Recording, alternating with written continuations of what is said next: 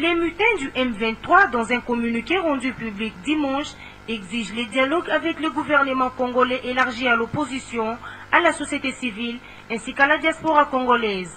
À en croire certains observateurs, l'avancée du M23 vers la ville de Goma devient de plus en plus préoccupante. La société civile congolaise, nous sommes très préoccupés par la situation qui arrive dans le Nord Kivu, où apparemment les femmes et les hommes qui vivent dans cette région, dans cette partie de la République, apparemment ils n'ont pas droit à la sécurité. Puis nous nous posons la question autour de ces silences de la communauté internationale qui se limite à faire des déclarations de bonnes intentions, alors qu'au Mali, nous sommes en train d'assister à cette mobilisation de la communauté internationale pour mettre fin aux rebelles au nord du Mali. Occasion pour Robert Kabakele de rappeler à la MONUSCO sa mission sacro-sainte de protéger la population civile.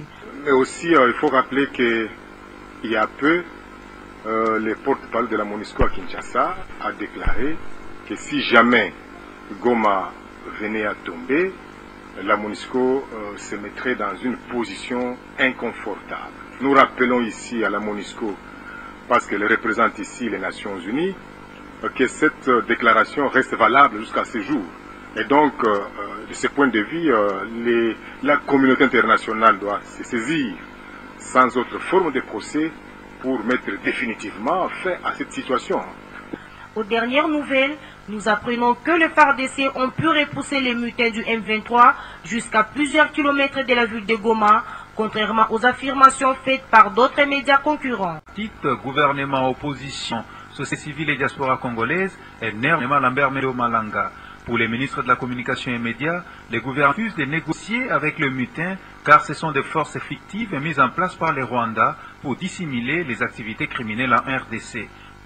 Interrogé par l'agence France Presse, Lambert Mende Malanga a précisé « Nous préférons négocier avec les Rwandais, l'agresseur réel au sein de la conférence internationale sur la région des Grands Lacs. » Face à cette position, les M23 pensent que si ces exigences ne sont pas satisfaites, ils poursuivraient sa résistance contre les gouvernements. Réponse du berger à la bergère, le gouvernement a dépêché une forte délégation constituée de 7 ministres dans le Nord Kivu.